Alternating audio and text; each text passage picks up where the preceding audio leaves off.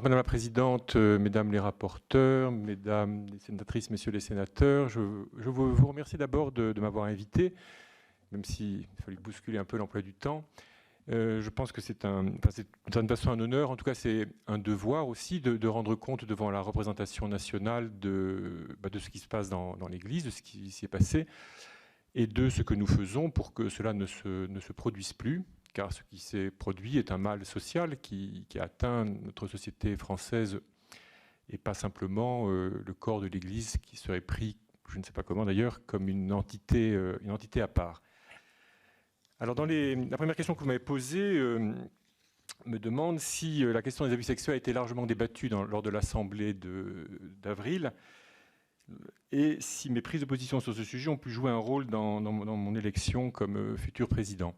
Alors, oui, nous avons beaucoup parlé de ces sujets pendant l'Assemblée de Lourdes, avec en gros deux ou trois moments. Le premier moment, c'était un compte-rendu par Monseigneur Pontier de ce qui s'était passé à Rome, où le pape avait réuni tous les présidents des conférences épiscopales du monde. Donc Monseigneur Pontier nous a donné un écho et un compte-rendu, disons, de cette séance et annoncer les mesures que l'Église universelle entend prendre, même si on les attend encore. Mais enfin, il se confirme qu'elles devraient être publiées prochainement. Ensuite, nous avons eu un compte-rendu du travail fait par la cellule de Monseigneur Crépy, comme nous le faisons maintenant un peu systématiquement. Et puis, nous avons poursuivi notre réflexion sur les 4 processus que nous avions décidés en novembre dernier, qui est sans doute le moment où nous avons le plus progressé. Donc 4 processus dont le Père Ibado Dumas vous a parlé. Un processus concernant la mémoire, un processus concernant un geste symbolique, financier, un processus concernant la prévention et un processus ou des processus concernant le traitement ou l'accompagnement des prêtres coupables, fautifs. Voilà. Donc tout ce travail se poursuit. Au stade où nous en sommes là-dessus, d'abord je tiens à dire que nous sommes vraiment, je crois, très déterminés. En novembre dernier, la rencontre de l'Assemblée des évêques avec des personnes victimes a été un moment tout à fait décisif. La plupart d'entre nous avions déjà rencontré des personnes victimes, mais pas forcément tous. Et ensuite, c'était autre chose de les recevoir ensemble. Et même si certaines personnes victimes ont regretté de ne pas pouvoir s'adresser à l'Assemblée entière en tant que telle, le mode choisi a permis que nous parlions vraiment à égalité, y compris physiquement, au sens où nous étions dans une salle plane et non pas dans un hémicycle. Et que dans ces salles planes, ce sont les personnes victimes qui ont reçu le groupe d'évêques qui venaient rencontrer chacun de ces binômes. Et ça a permis vraiment un échange, je crois, très, très profond, très, très paisible, voilà, qui aurait sans doute mérité qu'ensuite ce soit repris tous ensemble, ce qui malheureusement n'a pas été fait. Mais en tout cas, il y a une détermination, je crois, qui a été acquise, vraiment confirmée, et un pas important a été franchi en novembre dernier. Ce qui nous reste à faire dans ces processus, c'est maintenant de les élaborer un petit peu, et puis de les travailler avec des personnes victimes, car c'est notre volonté, de ne pas simplement prévoir des tas de belles choses et puis de dire aux personnes, de demander à des personnes victimes si ça leur convient, mais d'essayer de co-construire avec ces personnes. Voilà. Moyennant quoi, sur chaque processus, il y a un certain nombre de points à préciser, éventuellement des points juridiques, des points fiscaux, etc., qui demandent un peu de technicité. Mais nous avançons là-dessus avec une certaine détermination. Est-ce que mes prises de position ont contribué à ce que je sois choisi comme le futur président de la Conférence des évêques? Sans doute, parce que effectivement, j'ai publié donc en 2018 l'article auquel vous avez bien voulu faire référence, et parce que depuis, la conférence m'avait confié le soin de conduire un groupe de travail, justement pour réfléchir aux mesures que nous devions prendre et à la manière de les organiser. Donc, ce n'est peut-être pas le seul motif, mais c'est certainement un motif pour lequel j'ai été choisi. Alors, comment est-ce que j'explique que l'Église a été confrontée ces dernières années en France comme à l'étranger à un si grand nombre d'affaires d'agressions sexuelles sur mineurs? Et est-ce que je partage les analyses récemment formulées par le pape émérite Benoît XVI? Alors, Dans l'article que vous avez cité, j'essaie de donner quelques explications, mais dont je serais heureux qu'elles soient vérifiées. Je dois dire que je ne prétends pas être, je ne suis ni un psychologue, ni un sociologue, et ça me permet de boucler peut-être sur la toute dernière question, vous demandez ce que j'attends de la commission Sauvé. Pour ma part, j'espère que nous pourrons aussi récolter un nombre suffisant de récits de victimes pour pouvoir les confier à des spécialistes et avoir une analyse un peu précise, tant du point de vue psychologique que du point de vue sociologique, que du point de vue de l'organisation des groupes, enfin de différents points de vue, pour essayer de bien comprendre vraiment ce qui s'est passé, de manière à ne pas le reproduire. Dans l'article, j'évoquais 2 causes principales. La première, c'est, il me semble, la complexité de la relation éducative, qui est finalement une relation plus difficile qu'il y paraît, qui peut facilement être déviée de la part de l'adulte, et peut-être qu'il le peut d'autant plus qu'après avoir vécu pendant des siècles dans des relations sociales extrêmement codifiées, au long du XXe siècle, on a décodifié toutes ces relations sociales, ce qui leur donne plus de liberté, de souplesse, qui n'est pas forcément un mal, mais qui fait reposer sur l'adulte la responsabilité de savoir comment il doit se comporter et jusqu'à quel genre de geste ou de familiarité il peut aller, qui oblige aussi l'enfant éventuellement à sentir, mais les enfants ne sont pas armés de la même manière, c'est la responsabilité de l'adulte de le faire. La deuxième raison, qui me paraissait expliquer la prégnance de ces affaires dans les pays anglo-saxons, c'est qu'il y a des endroits où l'Église catholique, alors dans les pays anglo-saxons en particulier à cause de la pression culturelle des protestants, du monde protestant dans lequel ils étaient, un certain nombre d'institutions d'église se sont constituées un petit peu comme des forteresses tout à fait cristallisées, organisées autour de la structure cléricale, disons, de l'Église, et dans laquelle un certain nombre de personnes, en l'occurrence de jeunes, d'enfants ou de femmes vulnérables, ont pu se trouver comme enfermés sans que la structure cléricale ait de vrais vis-à-vis, parce qu'il n'y avait plus de parents, il n'y avait pas d'adultes extérieurs capables de résister en quelque sorte. Alors, il me semble que ce genre de structure a favorisé en tout cas l'exacerbation de certaines perversions et peut-être aussi la perversion ou le détournement d'un certain nombre de relations éducatives. Un pays comme la France n'est pas tout à fait dans la même situation, mais il faudra quand même que la commission Sauvé examine un certain nombre de lieux éducatifs fermés, je veux dire des pensionnats en particulier, pour voir ce qui a pu s'y passer, ce qui s'y est passé. Aujourd'hui, on est rendu méfiant, prudent avant de dire qu'il ne s'est rien passé.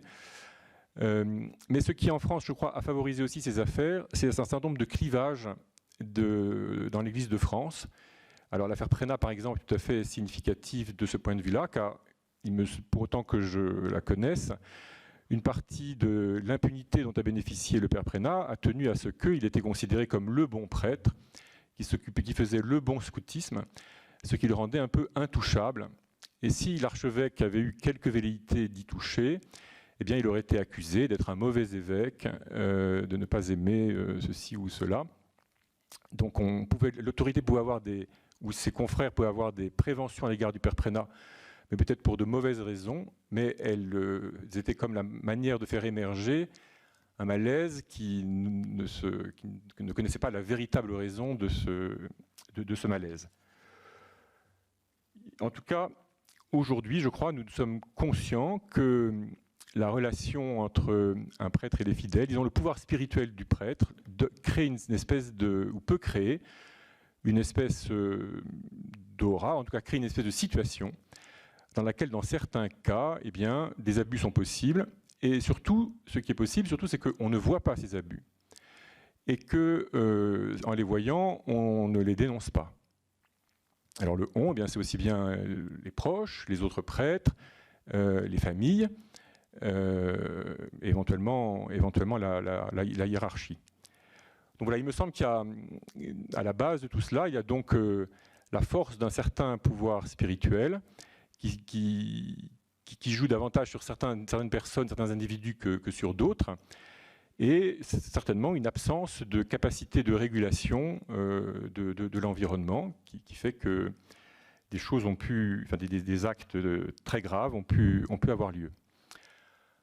dans un certain nombre de cas, en tout cas quand il s'agit de vrais pédophiles, pour autant que j'en connaisse, ils ont souvent agi d'abord dans leur famille, avant d'agir dans des familles souvent très très proches d'eux. C'est souvent dans un petit cercle, petit milieu. Mais il y a là-dessus des cas assez différents. De tout ça, je retiens aussi que souvent on a on a eu, et peut-être on a toujours, une espèce de naïveté sur la sexualité. C'est-à-dire que je me suis rendu compte quand même ces dernières années, en entendant un certain nombre de personnes, qu'un certain nombre de personnes ne considéraient comme sexuel que ce qui est génital. Donc à partir du moment où il n'y a pas eu de geste ou d'action génitale, eh bien on disait ben non, c'est purement affectif. Voilà, avec quelquefois des gestes quand même, ou des attitudes, des comportements, dans lesquels il n'y a pas besoin d'être très freudien pour soupçonner quand même une recherche de gratification sexuelle, même si elle ne s'exprime pas de manière génitale. Mais certainement une sorte de naïveté, enfin je ne sais pas si naïveté est le bon mot, mais d'insuffisante considération en tout cas de ce qu'est la sexualité et sa force, peut expliquer cela. Enfin, je voudrais apporter un autre élément. Pourquoi est-ce qu'il y a eu tant de cas? C'est aussi que beaucoup d'hommes d'Église ont assumé une charge d'éducation dans des conditions parfois délicates ou difficiles, auprès de populations parfois fragiles aussi.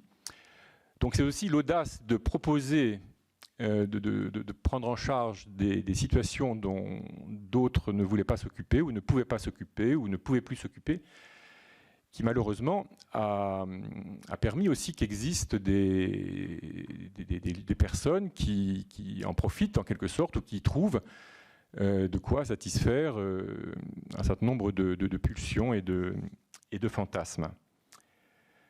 Quant à ce qu'a écrit le pape Benoît XVI, je dirais qu'il y a des éléments que je rejoins, d'autres éléments que je ne partagerai pas forcément. En tout cas, il me semble que ce qui manque, c'est dans ce texte, qui ne prétend pas être exhaustif d'ailleurs, donc les éléments qu'il apporte sont intéressants, mais par exemple, il y a en tout cas ce qu'il décrit de la pénétration de l'homosexualité dans les séminaires allemands ou américains. Enfin, personnellement, je n'ai jamais vécu cela dans les séminaires dans lesquels j'étais. Mais évidemment, chacun ne peut parler que de ce qu'il a vu et vécu. Donc, ce qui me paraît le plus manquer, s'il fallait compléter, c'est une analyse quand même de ce que je viens de dire très brièvement, très sommairement, c'est-à-dire de la relation de pouvoir spirituel. Et ça, le pape Benoît XVI ne le fait pas. Il ne prétend pas forcément tout faire dans ce texte. Mais il me semble qu'il y a quand même là quelque chose une réalité qui doit être examinée et que nous avons la responsabilité de reprendre. Alors là, votre question suivante était: est-ce que j'ai été confronté personnellement, comme évêque auxiliaire de Paris ou comme archevêque de Reims, à des affaires d'agression sexuelle sur mineurs, et si c'était le cas, comment est-ce que je les ai gérées?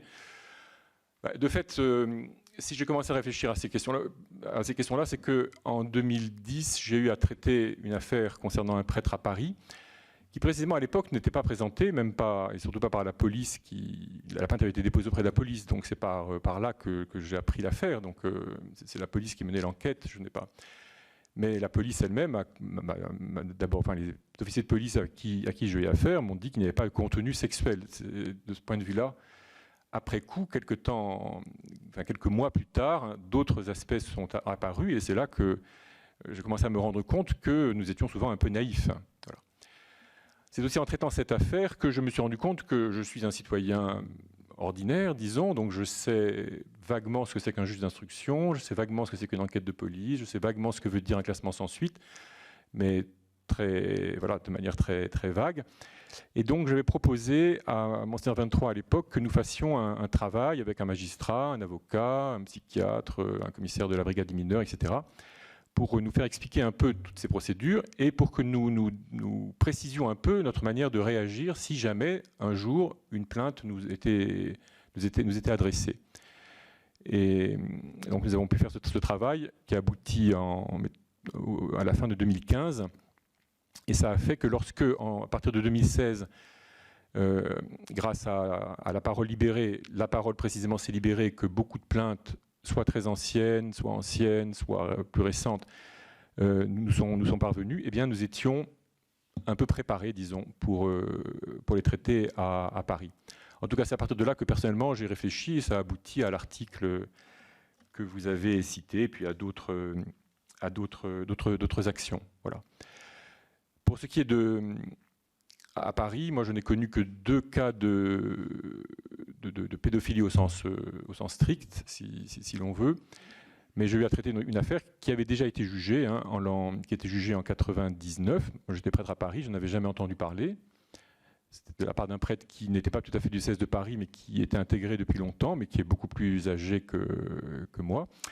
Et donc, je ne savais même pas que ce prêtre-là existait. Donc, c'est la première affaire dont j'ai eu à m'occuper. J'ai rencontré les familles des victimes qui en avaient besoin. Et cette affaire m'a profondément ouvert les yeux sur ce que les personnes victimes avaient vécu et sur l'insuffisance du traitement. D'un point de vue juridique, je dirais que le diocèse de Paris avait bien agi, avait fait ce qu'il avait à faire, mais je considère que malgré tout, dans le suivi des personnes victimes, ça avait été insuffisant. De toute ma petite expérience sur ce sujet, je tire que pendant très longtemps, et je dirais personnellement, je dirais volontiers jusqu'en 2016, ça veut dire certainement l'Église, mais aussi la police, les magistrats, etc. On a fait comme si les enfants allaient oublier. On ne s'est pas occupé des enfants. Comme si c'était une jambe cassée. Bon, puis en grandissant, on allait passer à autre chose et on allait oublier. Ce que la parole libérée a fait apparaître, c'est précisément que l'intervention d'un adulte dans le déploiement, dans le développement affectivo-sexuel d'un enfant, c'est un traumatisme, que c'est une violence qui ne pourrait être surmontée qu'au prix d'une immense dépense psychique, et certains la surmonteront mieux que d'autres, sans doute, mais pour tout le monde, pour tous, c'est un véritable traumatisme. Et ce qui est apparu aussi, il me semble, c'est que des gestes qui peuvent paraître relativement anodins, c'est-à-dire qui ne relèvent pas de la définition du viol, comme selon ce que vous traitiez, par exemple, dans le cas précédent, peuvent être aussi très traumatisants et peuvent amener un très grand trouble, y compris de simples caresses sur les cheveux ou des gestes qui peuvent paraître rester extérieurs, non génitaux, comme je le disais, peuvent avoir de très grands effets. En tout cas, dans les récits que j'ai eu à recueillir, eh bien, on a toute cette gamme de plaintes. Il y a très peu de plaintes qui concernent même j'en ai je crois pas vraiment connu qui comportent une pénétration, un geste de ce genre. C'est beaucoup plus des gestes ambigus, une espèce de climat, dont il faut bien dire qu'il faut bien qualifier de malsain, et qui crée un traumatisme chez l'enfant, qui, comme maintenant on commence à le savoir, l'enferme, essaie de l'oublie parfois, et puis jusqu'au jour où ça explose de nouveau.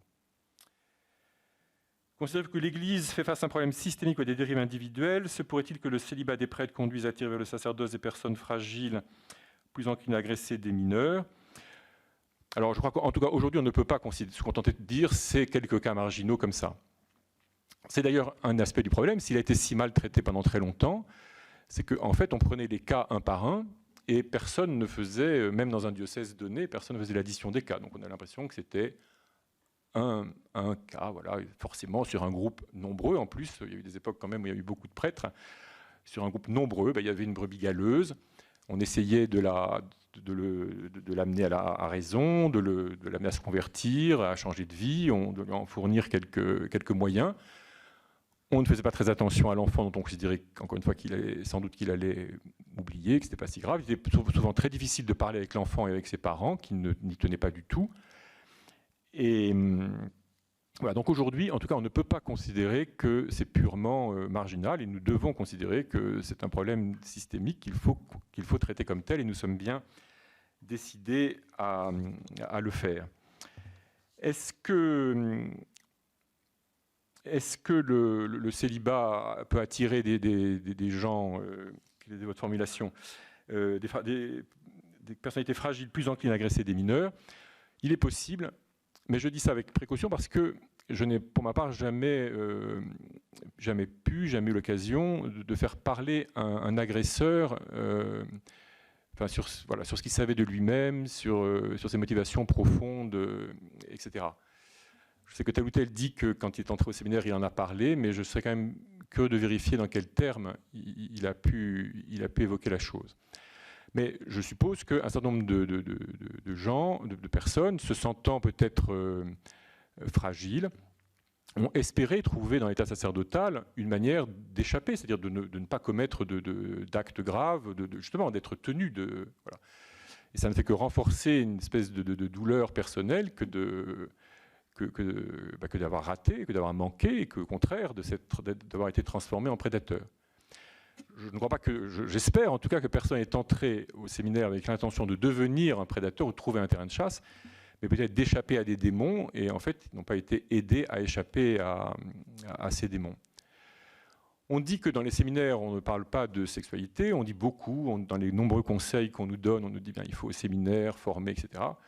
Alors je ne sais pas ce qu'il en a été dans les générations précédentes, je peux bien croire qu'on en a peu parlé, mais je dois dire que pour ma part, j'ai eu au séminaire de nombreux cours, de nombreuses occasions de réfléchir sur ce qu'est la sexualité, dans toutes ses dimensions, psychologiques, affectives, etc., spirituelles. Et je doute que des ingénieurs, des étudiants en droit, etc., des médecins même, soient amenés à y réfléchir autant. Ça ne suffit pas de réfléchir, il faut pouvoir vivre. Et ce qui est vrai, c'est que la présentation que nous avions, en tout cas que j'ai reçue de la sexualité, était toujours une présentation positive, si je puis dire, plutôt justement plutôt positive et encourageante, en voyant un épanouissement de la sexualité aussi bien dans le mariage que dans le célibat. Mais aujourd'hui, nous sommes obligés d'y rajouter que la sexualité peut être une force de domination, une force de perversion. Et cet aspect-là en tout cas, n'était pas présent dans ce que j'ai reçu.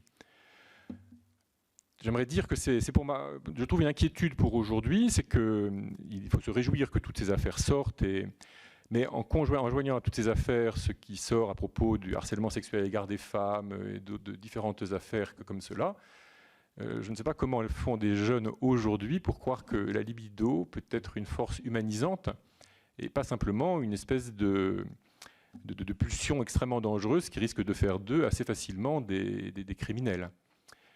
Et il faut que nous construisions une société de l'attention, que nous soyons vigilants les uns et les autres à toutes les relations, mais il ne faudrait pas engendrer une société de la peur, enfin, où on aurait de nouveau une peur de la sexualité. Enfin, en tout cas, une peur panique, en quelque sorte, de la sexualité. C'est quand même, ça me paraît être un risque possible dans ce qui nous arrive. Quel regard est-ce que je porte sur les initiatives prises par l'Église de France ces dernières années pour prévenir la répétition de tels faits? De nouvelles mesures vous semblent-elles envisageables? Oui, enfin voilà, je l'ai dit, je crois que nous faisons des choses. Encore une fois, un pas important, c'est de convaincre tout le monde de l'importance du sujet. Et de ce point de vue-là, le film « Grâce à Dieu » de François Ozon a rendu, je crois, un grand service parce qu'il a permis à beaucoup de personnes qui ne voulaient pas trop regarder ces choses en face de voir ce que c'est qu'une agression sexuelle contre un mineur et de voir à travers différents portraits comment ces personnes en grandissant portent ce traumatisme de manière différenciée. Et ça, tant qu'on n'a pas rencontré de victime, on ne le sait pas. Et souvent, on ne le croit pas, en tout cas, on le minimise. On a tendance à le minimiser. On a eu tendance à le minimiser. Donc, il faut continuer à permettre à tout le monde de réaliser que ce genre d'actes peuvent avoir lieu, même des choses qui peuvent paraître invraisemblables peuvent avoir lieu, et que c'est extrêmement grave pour ceux qui les subissent. Comment est-ce que j'envisage le travail et la mission de la commission Sauvé qui s'est constituée il y a quelques mois? Donc, je dois rencontrer M. Sauvé dans 15 jours. C'est un peu, je trouve, un travail de titan. Il a expliqué un petit peu sa méthode qui va procéder surtout par sondage, inévitablement, parce que d'abord, fouiller toutes les archives de l'Église de France, si on prend toutes ses composantes, c'est quand même un grand océan. D'autre part, parce que les archives sont extrêmement inégales sur ces sujets. Pour ce que j'ai pu observer, pas tellement parce qu'on aurait cherché à dissimuler quoi que ce soit, mais tout simplement parce que, d'abord, on réduit les archives quand quelqu'un meurt parce qu'on ne peut pas tout conserver, et pas forcément parce qu'on pense avoir à cacher quelque chose, mais tout simplement par bonne gestion des archives. Et d'autre part parce que la plupart de ces affaires n'ont pas fait l'objet d'écrits. Et souvent, il n'y a pas eu, en tout cas, il n'y a pas toujours eu un écrit réel. Je dois dire qu'à Paris, ce que j'ai constaté, c'est que dans un certain nombre de cas, j'ai trouvé dans les archives une trace d'un soupçon ou d'une plainte, etc., qui aurait pu ne pas y être, ne pas être conservé. Ce qui veut dire donc qu'à un moment donné, le prêtre responsable des archives a pris sur lui de conserver un élément du dossier parce que il a sans doute pensé que ça pourrait être utile un jour. Donc j'ai peut-être plutôt une attitude positive. Voilà. Ce que j'espère, donc, c'est que la commission Sauvé nous donne une appréciation quand même de l'ampleur des choses, parce que bon, pour le moment, tout vient sur le tapis depuis, mettons, 45 jusqu'à nos jours. Donc il faut pouvoir bien situer le phénomène, mais je crois, enfin, en tout cas, comme je le disais, je croirais pour ma part très important d'avoir des éléments un peu solides pour pouvoir se livrer à des analyses psychologiques et sociologiques plus approfondies pour mieux comprendre le phénomène et les conditions sociales qui permettent qu'on ne le voit pas. Car c'est quand même cela qui a été le plus, qui est le plus dramatique et qui a été le plus dramatique. Voilà, mesdames et messieurs. Merci beaucoup. Les rapporteurs. Bon, on va commencer. Marie Mercier, ensuite Michel Meunier, Dominique Vérien, et puis Marie-Pierre Lacontrée souhaite poser une question.